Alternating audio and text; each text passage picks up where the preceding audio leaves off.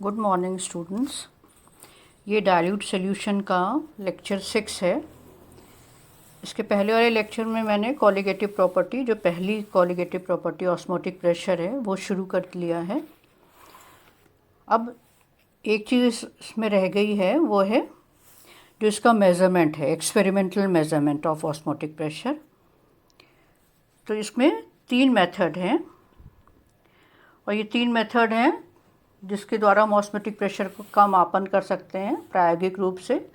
पहला है Pfeffer's method, दूसरा है मोर्स एंड फ्रेजर मेथड और तीसरा है बर्कले हार्टले मेथड। तो देखिए, ये आप मत सोचिएगा कि ये प्रायोगिक विधि है तो इम्पॉर्टेंट नहीं है। हमेशा कोई ना कोई कॉलिगेटिव प्रॉपर्टी की एक्सपेरिमेंटल मेजरमेंट एग्ज़ाम में पूछे जाते हैं। तो सबसे पहला वाला जो ये मेथड है वो है फेफर्स मेथड, जिसका डायग्राम आपके सामने दिख रहा है आपको। तो सबसे पहली जो एक्सपेरिमेंट करा है ऑस्मोटिक प्रेशर निकालने के लिए वो फेफर्स ने करा था। और इसमें एक सेमी परमेबल मेम्ब्रेन, देखिए एक पोरस स्पॉट आपको दिख रहा है, उस पोरस स्पॉट पर सेमी परमेबल मेम्ब्रेन अंदर की तरफ लगी हुई है, जो कि कॉपर फेरोसाइनाइड की बनी हुई है। और देखिए ऊपर एक टी शेप, यहाँ पर देखिए टी शेप एक चौड़ी ट्यूब है और उस चौड़ी ट्यूब के ये जो साइड में एक है, उससे आपका ये मैनोमीटर जुड़ा हुआ है। और इस मैनोमीटर में देखिए आपको दिख रहा है मरकरी है मैनोमीटर में और नाइट्रोजन है। क्लोज है ये मैनोमीटर। उसके बाद इसमें जो इसके ऊपर भी ये जो चौड़ी जो ट्यूब है, ये जो चौड़ी आपको ट्यूब दिख रही है, इसके ऊपर भी एक छोटी सी आपको ट्यूब दिख रही है। देखिए ये जो टी, स्मॉल टी लिखा हुआ है, एक छोटी सी ये ट्यूब है जिसके थ्रू हम पॉट के अंदर सॉल्यूशन को डाल सकते हैं। तो इसके थ्रू हम सॉल्यूशन को पॉट डालते हैं जिससे कि सॉल्यूशन मैनोमीटर के ऊपरी वाले पार्ट पर, ये जो मैनोमीटर का ऊपरी पार्ट है उसमें सॉल्यूशन है, प्लस इसके अंदर सॉल्यूशन रहता है। और इसको इस पॉट को फिर हम अंदर रख देते हैं सॉल्वेंट के एक कंटेनर में, जिसमें कि सॉल्वेंट है उसके अंदर। यहाँ पे सॉल्वेंट देखिए आपको दिख रहा है, उसके अंदर इस पॉट को रख देते हैं जिससे कि इसका टेम्परेचर मेंटेन रहे। अब ऑस्मोसिस के कारण जो सॉल्वेंट है, जो बाहर आपको सॉल्वेंट दिख रहा है, वो सेमी परमेबल मेम्ब्रेन के थ्रू अंदर की तरफ एंटर करता है और पारे का जो तल है, जो इस मैनोमीटर में पारे का तल है, वो ऊपर चढ़ने लगता है। जब पारे का तल चढ़ना रुक जाए तो ये हाईएस्ट प्रेशर है जिसको कि हम मैनोमीटर में से रिकॉर्ड कर सकते हैं। ये हो गया आपका ऑस्मोटिक प्रेशर होता है। लेकिन इसके कुछ डिसएडवांटेज हैं। पहला ये है कि जो ऑस्मोटिक प्रेशर होता है, डाइल्यूट सॉल्यूशन जो हमने अंदर रख रखा है, उसका जो ऑस्मोटिक प्रेशर है वो इतना हाई रहता है कि सेमी परमेबल मेम्ब्रेन जो है वो बर्स्ट हो जाती है, फट जाती है। दूसरा इसका डिसएडवांटेज ये है कि जो ऑस्मोटिक प्रेशर नापने में हमें बहुत ज़्यादा टाइम लगता है। तो इसको दूर करते हुए जो दूसरा मेथड है उसका नाम है मोर्स एंड फ्रेजर मेथड। तो इसका diagram Morse and Fraser method का आपके सामने दिया हुआ है। ये काफ़ी कुछ फेफर्स मेथड जैसा ही है, लेकिन उसमें थोड़ा सा इम्प्रूवमेंट उन्होंने करा है। पहला तो ये है कि जो सेमी परमेबल मेम्ब्रेन है वो कॉपर फेरोसाइनाइड की जो बनी हुई है उसको इलेक्ट्रोलिटिक मेथड से बनाया गया है, जिससे कि मेम्ब्रेन वो उसमें ताकत बहुत ज़्यादा होती है और जिससे हम ऑस्मोटिक प्रेशर 300 एटमॉस्फेयर तक का नाप सकते हैं। दूसरा इसमें जो चेंज करा है फेफर्स मेथड से वो ये है कि इसमें अंदर, ये देखिए जो अंदर यानी कि पोरस स्पॉट में, जिसमें कि सेमी परमेबल मेम्ब्रेन लगी हुई है, अंदर सॉल्वेंट लेते हैं। जो फेफर्स मेथड में हम सॉल्वेंट को बाहर लेते थे, यहाँ पर हमने सॉल्वेंट को अंदर लिया है और बाहर यहाँ पर हम सॉल्यूशन लेते हैं। तो ये दूसरा अंतर हो जाता है। अब इसमें देखिए ऊपर की तरफ मैनोमीटर है जिससे हम प्रेशर नाप सकते हैं, और नीचे की तरफ ये ट्यूब है जिससे कि थ्रू हम सॉल्यूशन को इसके अंदर डाल सकते हैं। अब इसमें भी यही होगा कि जो सॉल्वेंट है वो अंदर से बाहर जाएगा, सॉल्यूशन की तरफ जाएगा, और जो पारे का तल है यहाँ पर, जो मैनोमीटर में जो पारे का तल है वो जब ऊपर बढ़ता जाएगा यहाँ पर, और फिर जब तल बढ़ना रुक जाए, पारे का तल में एक कांस्टेंट आ जाए, तो वो प्रेशर हम नाप लेते हैं, और ये होता है हमारा ऑस्मोटिक प्रेशर। तो देखिए तीसरा मेथड है जिसका नाम है बर्कले एंड हार्टले मेथड। इसका जो सिद्धांत है वो ऊपर दोनों जो मेथड हमने डिस्कस करे हैं, कौन कौन से method, Pfeffer's method and Mohr's and Fraser method, इन दोनों से अलग है। तो ये इसका क्या सिद्धांत है कि इसमें हम सॉल्वेंट की एंट्री सॉल्यूशन के अंदर जाने की वो हम रोकते हैं, यानी कि सॉल्वेंट सॉल्यूशन के अंदर जा नहीं पाए। तो इसके लिए हम क्या करते हैं कि हम यहाँ पर प्रेशर अप्लाई करते हैं, जिससे कि सॉल्वेंट की एंट्री सॉल्यूशन में थ्रू सेमी परमेबल मेम्ब्रेन जो जाती है उसको हम रोक सकें। तो देखिए इसमें भी एक पोरस स्पॉट है जो दोनों तरफ से खुला हुआ है, और उसमें सेमी परमेबल मेम्ब्रेन लगी हुई है। देखिए ये रहा आपका बीच का एक पोरस स्पॉट, जिसमें ये देखिए डॉटेड लाइन में सेमी परमेबल मेम्ब्रेन दिख रही है, और ये दोनों तरफ से खुला हुआ है।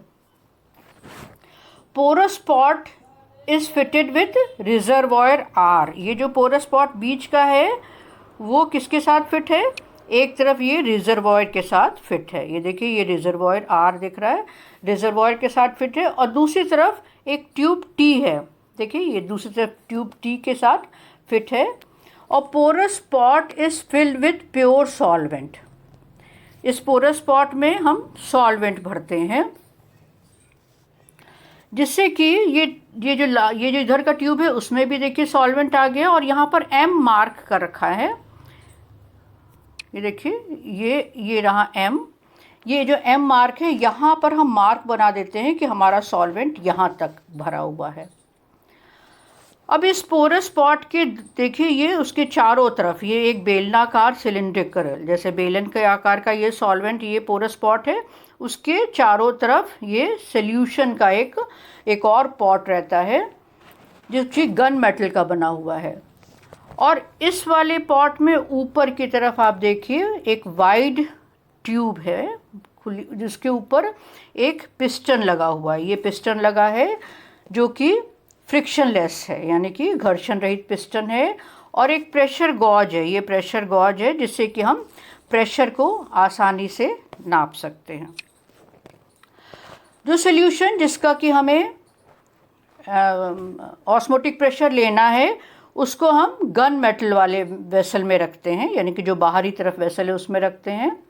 अब ऑस्मोसिस के कारण क्या होता है, जो सॉल्वेंट है वो सॉल्यूशन की तरफ जाना जाएगा, यानी कि जो टी वाली ट्यूब है, साइड ट्यूब, उसमें पानी का लेवल नीचे आने लगेगा, लेकिन हम प्रेशर को अप्लाई करते हैं, यहाँ से हम प्रेशर को अप्लाई करते हैं, जिससे कि इस साइड ट्यूब टी ट्यूब से जो सॉल्वेंट का लेवल है, वो जो सॉल्वेंट का जो एम लेवल है वो चेंज नहीं हो, वो एज इट इज़ रहे।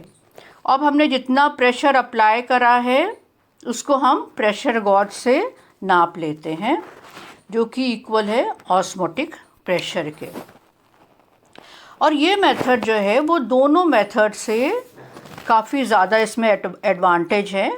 पहला एडवांटेज ये है कि osmotic pressure is balance by the external pressure, जिससे कि जो सेमी परमेबल मेम्ब्रेन है उस पर कोई भी स्ट्रेन नहीं होता। दूसरा इसका एडवांटेज ये है कि सॉल्यूशन की जो सांद्रता है वो चेंज नहीं होती, क्योंकि इसमें सॉल्वेंट को हम सॉल्यूशन में एंटर ही नहीं होने देते। तीसरी जो एडवांटेज है इसकी कि जो टाइम है ऑस्मोटिक प्रेशर नापने का वो इन दोनों मेथड से कम है। तो ये 3 मेथड हो गए ऑस्मोटिक प्रेशर नापने के। पहला मेथड है फेफर्स मेथड, दूसरा मेथड है Morse and Fraser method, and तीसरा है बर्कले हार्टले मेथड।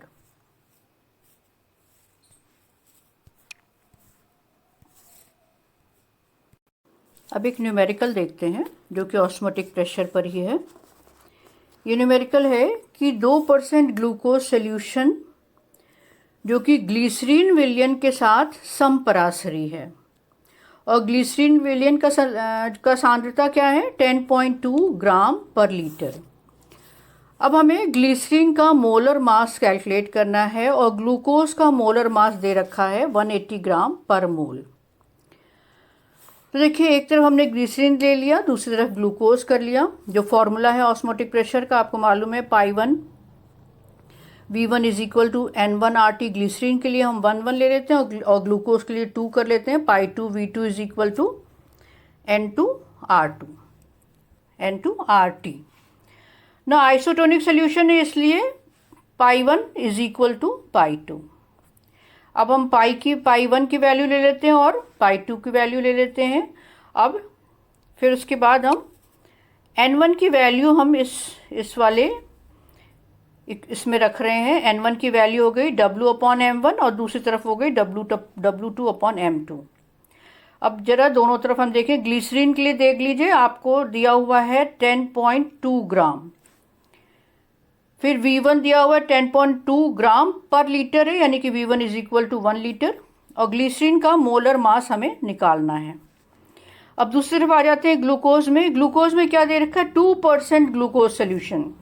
यदि आप शुरू के लेक्चर अगर आपको ध्यान हो तो आप देखिए, भार प्रतिशत में हमने क्या कहा था, 2% का मतलब है कि 2 ग्राम डिजॉल्व है 100 ml में, यानी कि सोल्यूशन पूरा 100 ml है।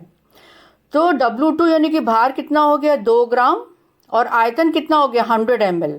उसको लीटर में चेंज कर दें तो 0.1 लीटर हो जाता है। और M2 दे रखा है 180 ग्राम। 180 ग्राम आपने लिख दिया। सोल्यूशन आइसोटोनिक है, इसलिए पाई1 इज इक्वल टू पाई2। दोनों तरफ R2 कट गया, और फिर आप M1 की वैल्यू यानी कि जो ग्लिसरीन की मोलर मास है वो आप निकाल सकते हो। तो देखिए, ये पहली कॉलिगेटिव प्रॉपर्टी हो गई।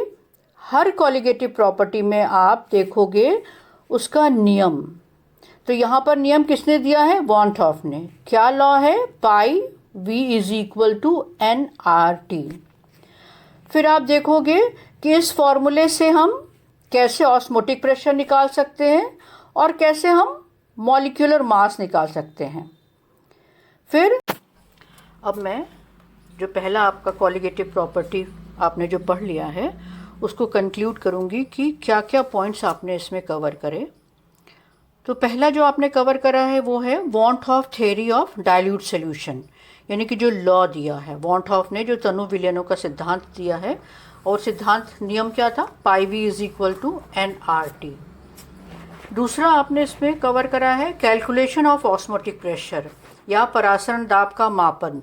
तो 2 फॉर्मूले देखे थे, एक पाई यानी कि जो ऑस्मोटिक प्रेशर इसको कहते हैं इज इक्वल टू CRT, और दूसरा है pi is equal to W/M into RT।